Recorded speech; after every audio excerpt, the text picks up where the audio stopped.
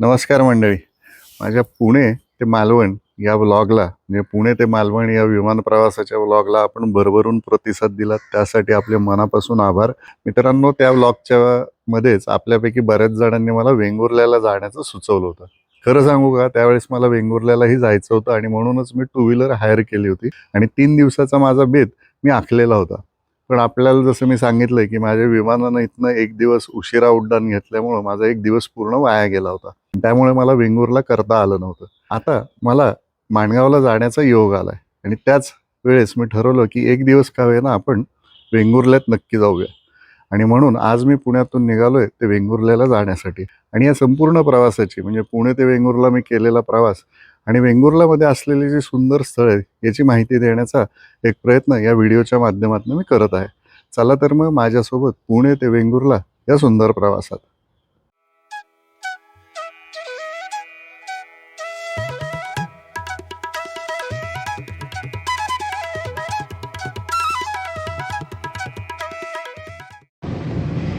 Good morning, सुप्रभात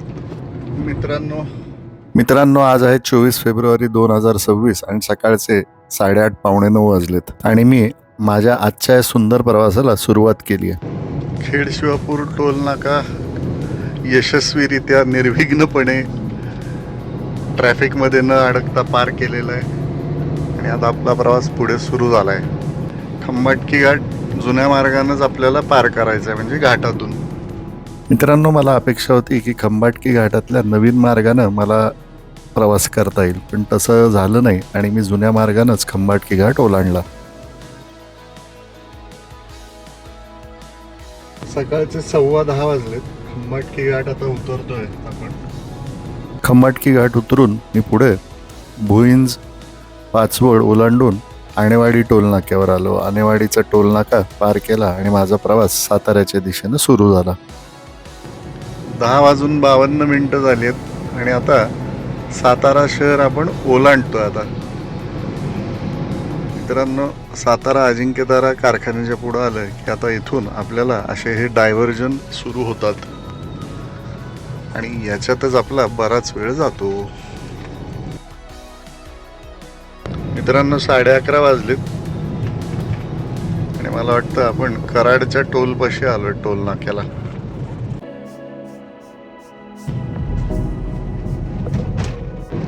मित्रांनो, सातारा ते कराड म्हणजे साताऱ्याचा अजिंक्यतारा कारखाना आपण एकदा सोडला की तिथपासून कराडला पोहोचेपर्यंत अनेक असंख्य डायव्हर्जन्स आहेत आणि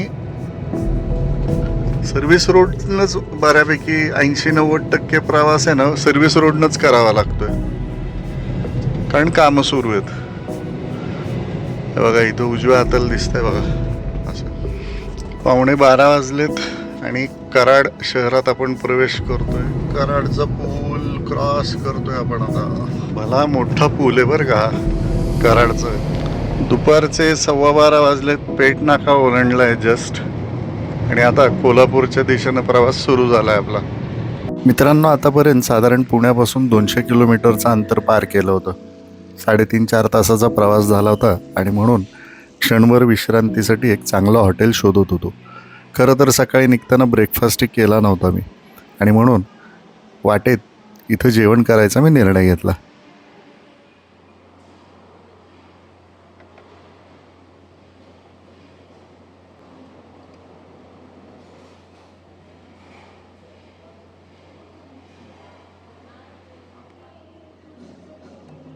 काय दुपारी म्हणजे ते मिसळपाव वगैरे काहीतरी खाऊन 150 रुपये होतात हल्ली. त्यापेक्षा 140 रुपयात जेवणच झालं. म्हणजे चला पुढच्या प्रवासाला. आता योग्य वेळेत जेवण केलं होतं आणि अशातच थोड्याच वेळात मी कोल्हापूरपाशी आलो.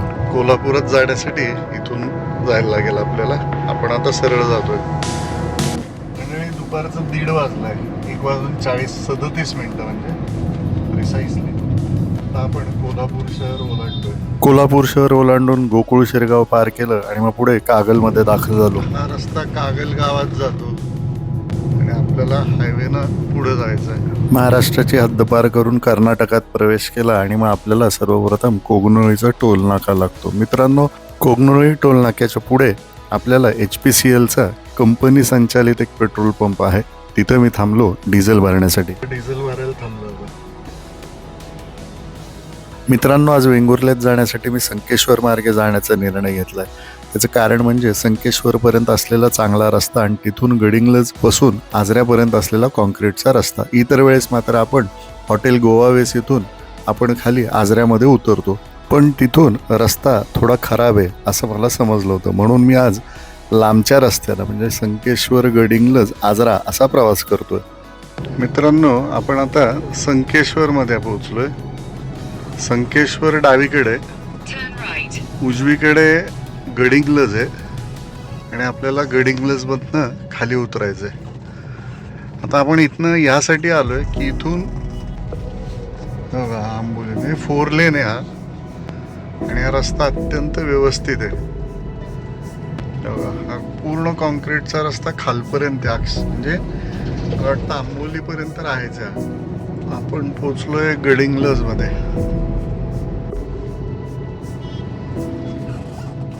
गडिंग्लज मध्ये चहा घेण्यासाठी थांबलो आणि पुन्हा पुढच्या प्रवासाला निघालो. हे आहे आजऱ्याचं बस स्टँड.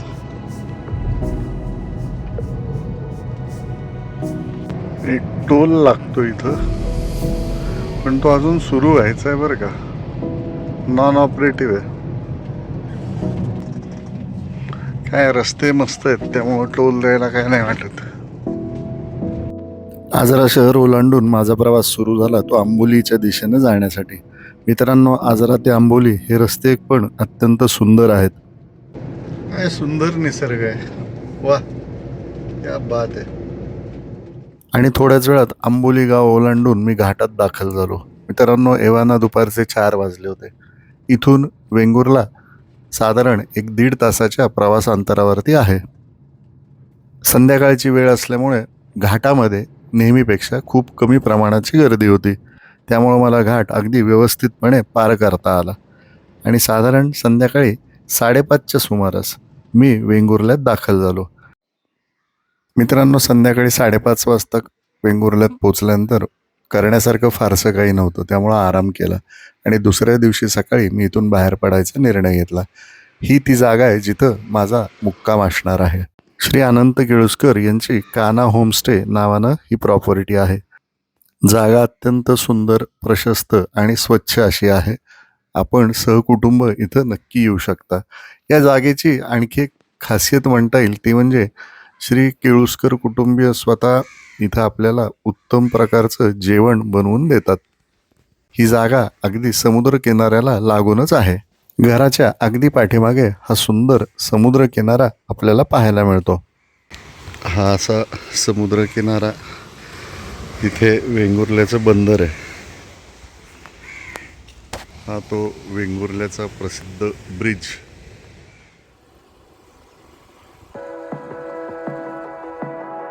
श्री केळुसकरांच्या परिचितांकडूनच माझ्यासाठी एक 2 व्हीलरची व्यवस्था करण्यात आली होती आणि ही 2 व्हीलर घेऊन मी आता सर्वप्रथम वेंगुर्ल्यापासून 30 किलोमीटर अंतरावर असलेल्या रेडी येथील श्री गणेशाच्या दर्शनासाठी निघालो.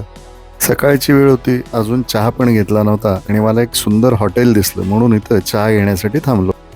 इथल्या काकांना चहा मिळेल का विचारल्यावरती त्यांनी मला ब्रेकफास्ट करायचं का तेही विचारलं आणि मग नाश्त्याला इथं प्रसिद्ध असलेली आंबोळी मी मागवली.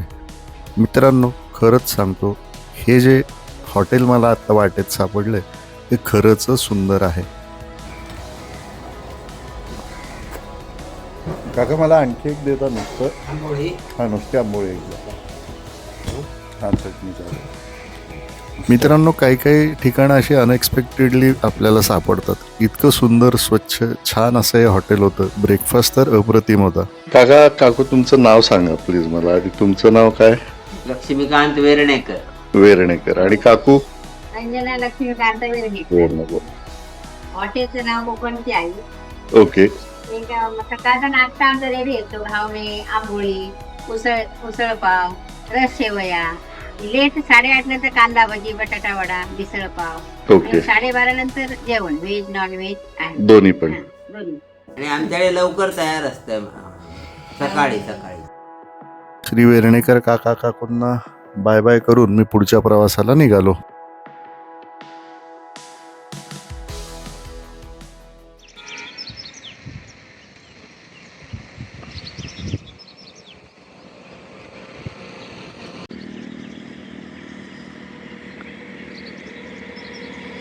रेडीच्या गणपतीकडे चाललो, म्हणजे त्या रेडी गावात चाललोय. इतकं सुंदर आहे ना हा प्रवास सगळा, इतका छान अनुभव आहे ना हा. सकाळ इतकी सुंदर सकाळ आहे. एक हलकीशी थंडी आहे इथं तळ कोकणात वेंगुर्ल्यात.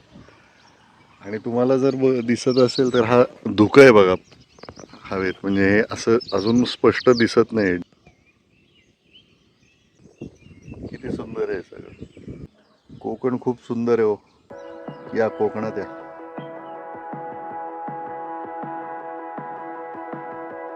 हा सुंदर प्रवास करत थोड्याच वेळात मी पोचलो रेडी नागोळेवाडी किनाऱ्यावर असलेल्या श्री गणेशाच्या मंदिरात. रेडी गाव आणि परिसर खरं तर प्रसिद्ध झाला होता ते इथं सापडणाऱ्या बॉक्साईटसाठी आणि इथं मोठ्या प्रमाणात होणाऱ्या मायनिंगसाठी, खाणींसाठी. 1976 साली या गावचं भाग्य उजळलं जेव्हा इथं राहणारे श्री सदानंद कांबळी यांना दृष्टांत झाला की ह्या नागोळीवाडी इथल्या जागेमध्ये श्री गणेशाची मूर्ती आहे आणि त्यांना तिथं खोदकाम करण्याचे आदेश देण्यात आले. श्री कांबळी यांनी आपल्या सहकाऱ्यांसोबत इथं खोदायला सुरुवात केल्यावर जांभा दगडाच्या या खाणीमधनं एक सुंदर श्री गणेशाची मूर्ती त्यांना दिसली. साधारण 1.25 महिना खोदकाम केल्यानंतर श्री गणेशाच्या मूर्तीसमोर त्यांचे वाहन म्हणजे उंदीराचेही दर्शन ते झाले. संपूर्ण जिल्ह्यात आणि राज्यात या बातमीचा वाऱ्यासारखा प्रसार झाला आणि लाखो भाविक इथे दर्शनासाठी येऊ लागले. तेव्हापासून रेडीच्या या श्री गणेश मंदिराला एक विशेष महत्त्व प्राप्त झालेले आहे.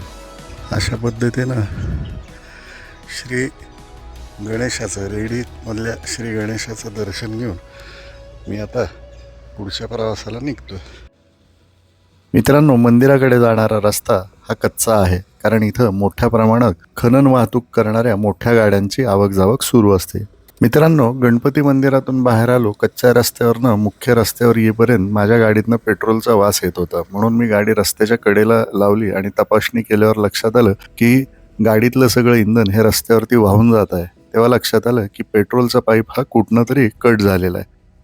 अनोळखी ठिकाणी कुणाला मदत मागावी आणि काय करावं हे समजत नव्हतं. व रेडी गावच्या अशा भागात होतो की इथनं फोन पण नीट लागत नव्हते.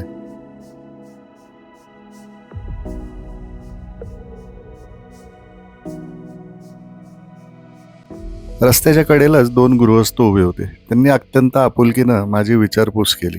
माझी अडचण लक्षात आल्यावरती ते एवढंच म्हणले, थांबा बघूया, आपण काहीतरी करूया. आणि मग ते फोन करायला बाजूला निघून गेले. तोपर्यंत मी पण वेंगुर्ल्यातल्या व्यक्तीला फोन करून गाडीची अशी अवस्था झालेली आहे हे सांगितलं. त्यानं पण कुणाला तरी रेडीमध्ये संपर्क करतो, तुम्ही आहेत तिथंच थांबा, काळजी करू नका असं सांगितलं. सौरभ दादा आलेत.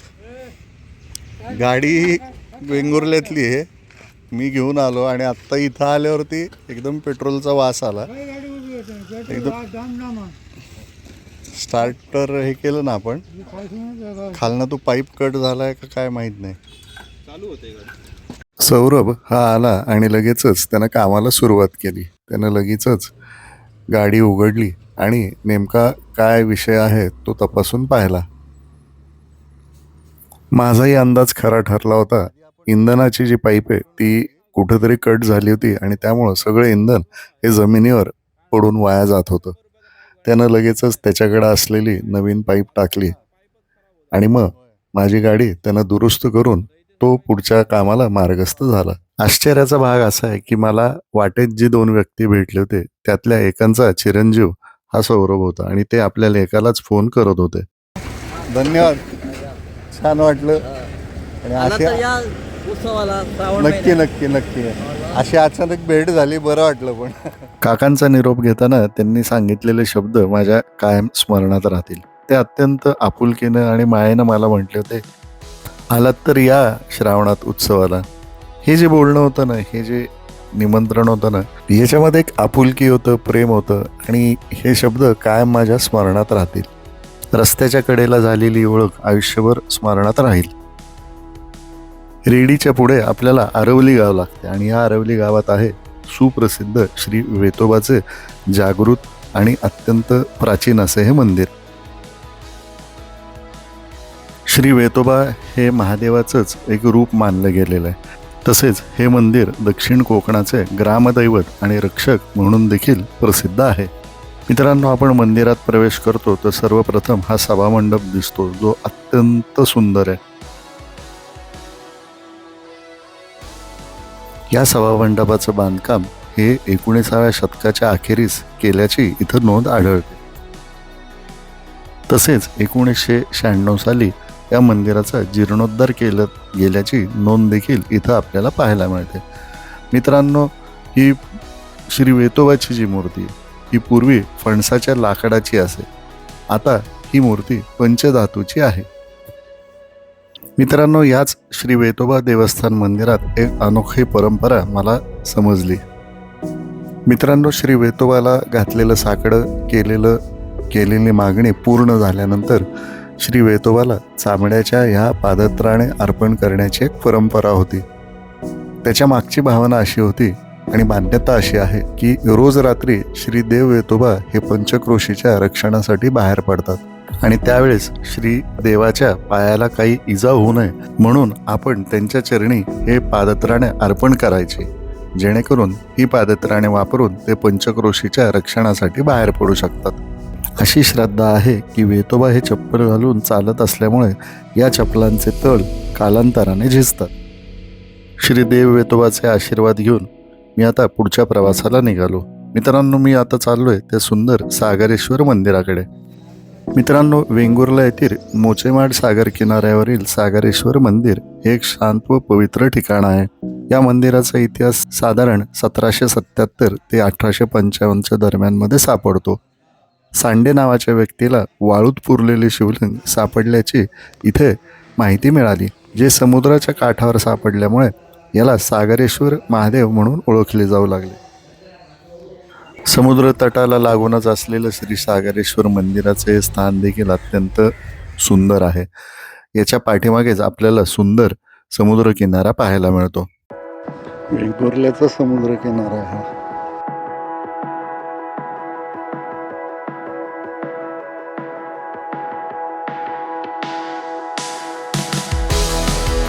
मित्रांनो, 12:15 झालेत आत्ता आणि मी आज काय केलं, वेंगुर्ल्यातल्या सगळ्यात शेवटचा जो भाग आहे म्हणजे एंड पॉईंट रेडी गणपती, तिथं गेलो. दर्शन छान झालं. तिथून बाहेर पडताना एक गडबड झाली. ठीक आहे, प्रवासाचा एक भाग आहे आणि तिथून मग पुढं वेतोबाच्या मंदिरात गेलो. इथं सागरेश्वर मंदिरात आलोय. ते झालं संध्याकाळी लाईट हाऊसवरती जायचं आहे, तिथेही जाईन, त्याची माहिती देईनच मी तुम्हाला. छान आहे पण वेंगुर्ला खरंच. सागरेश्वराचं दर्शन घेतल्यानंतर मी पोचलो वेंगुर्ला गावात असलेलं प्राचीन असं श्री रामेश्वराच्या मंदिरात. सगळ्यात आधी लक्ष वेधून घेतं ते म्हणजे या मंदिराचं भव्य कौलारू छप्पर. तसेच या मंदिराचा सभामंडप देखील अत्यंत सुंदर आणि भव्य असा आहे.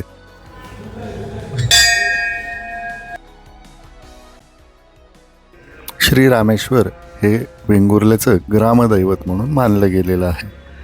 श्री रामेश्वराचं दर्शन घेऊन मी बाहेर पडलो आणि इथूनच जवळ असलेल्या सातेरी देवीच्या मंदिरात देखील गेलो. सातेरी देवी ही वेंगुर्ल्याची ग्रामदैवी म्हणून मानली गेली आहे.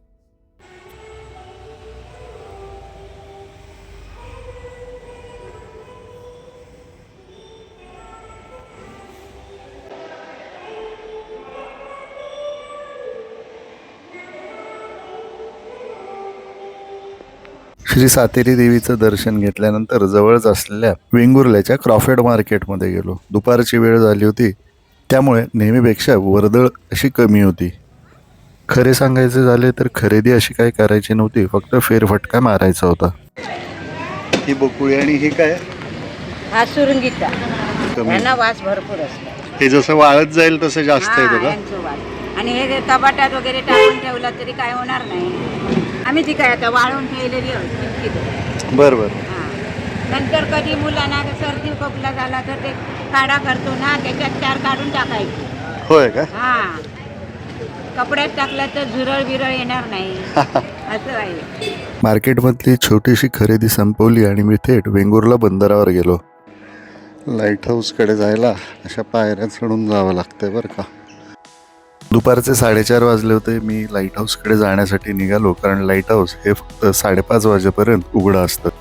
लाईट हाऊसकडे जाण्याचे 2 मार्ग आहेत. एक तर आत्ता मी जिथनं चाललोय म्हणजे वेंगुर्ला बंदरावरनं शेजारीच असलेल्या पायऱ्यांमधनं आपण वरती जाऊ शकतो. ह्या साधारण 250 पायऱ्या आहेत. आणि दुसरा एक मार्ग आहे जो मालवणकडे जाणाऱ्या रस्त्याच्या इथनं आपल्याला थेट वरपर्यंत म्हणजे लाईट हाऊसपर्यंत दुचाकीनं जाता येतं. 4 चाकी जाण्यासारखा रस्ता नाही आहे.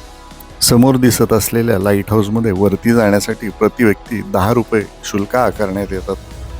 लाईट हाऊसमधल्या या गोलाकार जिन्यानं वरती गेलो आणि वरून दिसणारं दृश्य मात्र अप्रतिमाचं होतं.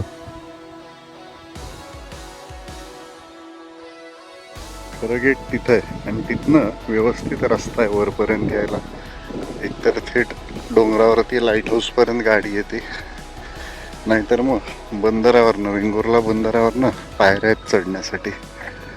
त्या 250 पायऱ्या चढून आपण वर येऊ शकता. हा रस्ता आहे.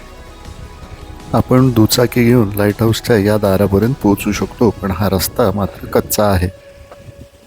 इथनंही लोक खाली कड्यावरती वगैरे जातात. ही लाईट हाऊसची कंपाऊंड वॉल आणि इथून देखील समुद्राचं एक सुंदर रूप आपण पाहू शकतो.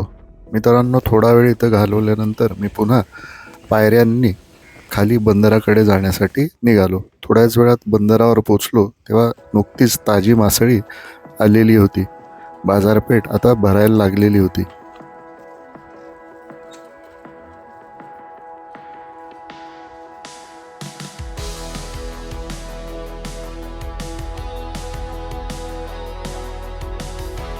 बंदरावरनं थोडं पुढं आल्यावरती एक छोटीशी चौपाटी आपल्याला दिसते आणि चौपाटीच्या उजव्या बाजूला किंवा उजव्या हाताला आपल्याला वेंगुर्लाचा हा सुप्रसिद्ध ब्रिज पाहायला मिळतो. मित्रांनो, वेंगुर्ला आणि नवावाग परिसराला जोडणारा हा पूल आहे. याच पुलाच्या खालच्या भागामध्ये आपल्याला कायाकिंग करणारे पर्यटक देखील पाहायला मिळतात. इथं कायाकिंग करण्याची व्यवस्था करण्यात आलेली आहे. तसेच याच ठिकाणावरनं दुसऱ्या दिवशी डॉल्फिन राईड किंवा समुद्रातल्या बोट सफारीसाठी देखील आपल्याला जाता येईल. कोणत्या कोणत्या ठिकाणी हे काय काय 10 पण आहेत. न्यूटीचे 2 पण आहेत. न्यूटी हे ओल्ड आणि हे न्यू. बर तर हे डॉल्फिन दिसला तर होय, म्हणजे सकाळी होय. तुम्ही ट्रिप घेतली तर दिसणारच तुम्हाला. बर बर असं आहे. आणि तुम्हाला प्रायव्हेट बीच दिसणार दाखवणार. आम्ही लाईट हाऊस इकडचं आमचं त्या बघितलं. हां हां आणि हे दाखवणार गोल्डन रॉक वगैरे. म्हणजे तिकडे पॉईंट जे आहेत ना तुम्हाला बर. 10 पॉईंट दाखवणार. बर. थोडा वेळ इथं घालवल्यानंतर माझ्या पुढच्या प्रवासासाठी निघालो आहे. मित्रांनो, मी आता आलो आहे वेंगुर्ल्यातलं एक अत्यंत ऐतिहासिक वास्तू आहे ज्याला डच फॅक्टरी नावानं ओळखलं जातं. स्थानिक भाषेत या जागेला डच वखार असं म्हटलं जातं. असं सांगितलं जातं की पोर्तुगीजांचा प्रभाव कमी करण्यासाठी इंग्रजांनी ही वास्तू बांधली होती. ही वखार 400 वर्षापूर्वीची असून तिला पूर्वी वेंगुर्ला कोर्ट म्हणूनही ओळखलं जात असे. सुरुवातीला ही वखार व्यापाराचं एक मोठं केंद्र होतं. मात्र डचांनी केरळमध्ये आपलं लक्ष केंद्रित केल्यामुळे आणि पोर्तुगीजांशी झालेल्या संघर्षामुळे या वखारीचं महत्त्व कमी होत गेलं. अखेरीस 1812मध्ये ही वखार ब्रिटिश साम्राज्याच्या ताब्यात गेली. सध्या या वास्तूचे केवळ अवशेष उरले आहेत.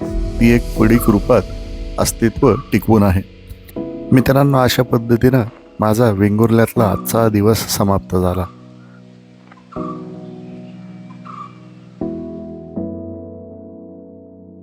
मित्रांनो, पुण्याला निघण्यापूर्वी वेंगुर्ल्यातलं एक शेवटचं पण अत्यंत महत्त्वाचं श्रद्धास्थान म्हणजे श्री मानसेश्वर देवस्थान.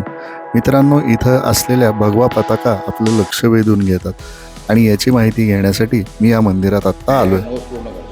अच्छा, म्हणजे ज्यांनी इच्छा पूर्ण ज्यांच्या झालेल्या आहेत ते इथे येऊन मग ते एका माग सुद्धा अष्टमीला जत्रा असते माणशी. बरं. माणसं एका दिवसात एवढे एका समोर दिसतात ना, एका दिवसात आलेले आहेत. होय का? निशाण मानसी निशाणगट म्हणजे कोण नोकरी लागण्यासाठी लग्न होण्यासाठी, मुलं होण्यासाठी असे वेगळे नवस असतात ते हां. पूर्ण करतात. अच्छा, मग त्यासाठी इथे येऊन फक्त नवस बोलायचा असतो, बोलायचा असतो, आणि पूर्ण आलं की फेड बसते. येऊन फेडता. तुम्ही ते शब्द रुजू केल्यात ते रुजू होतात, मी शब्द बोलल्यानंतर ते रुजू होतात. होय ना. आणि हे किती वर्ष जुनं म्हणता येईल, म्हणजे याला काय तरी असं- हे आता माझ्या मते तरी 150 वर्षापेक्षा आधी झालं असेल. होय. हो. मी पुण्याहून आलोय. नाव काय कारलेकर, सचिन कारलेकर. काढलं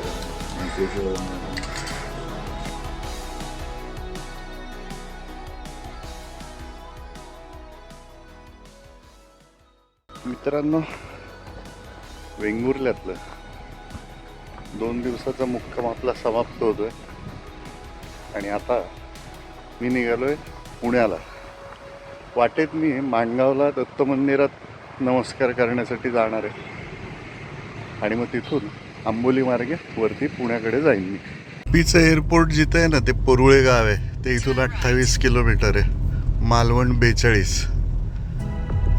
वेंगुर्ला ते माणगाव जाण्यासाठी मला साधारण 1 तासभर लागला आणि मी माणगावात दाखल झालो.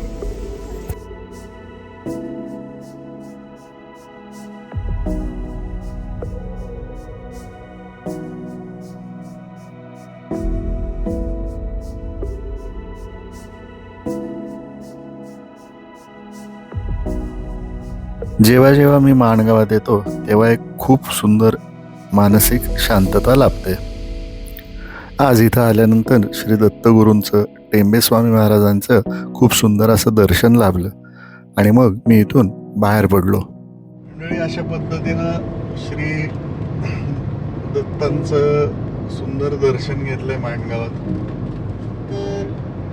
वासुदेवानंद सरस्वती, टेंबे स्वामी महाराजांचे दर्शन छान लाभलंय आणि आता वेंगुर्ला यात्रा ही आपली समाप्त होत आहे. मित्रांनो, आपल्याला जर माझे हे प्रवास व्हिडिओज आवडत असतील, मी देत असलेली माहिती आवडत असेल, तर माझ्या या चॅनलला लाईक करा, शेअर करा, सबस्क्राईब करा आणि लवकरच भेटूया पुढच्या आठवड्यात अशाच एका सुंदर अनोख्या प्रवासात. तोपर्यंत सुखी राहा, आनंदी राहा. धन्यवाद.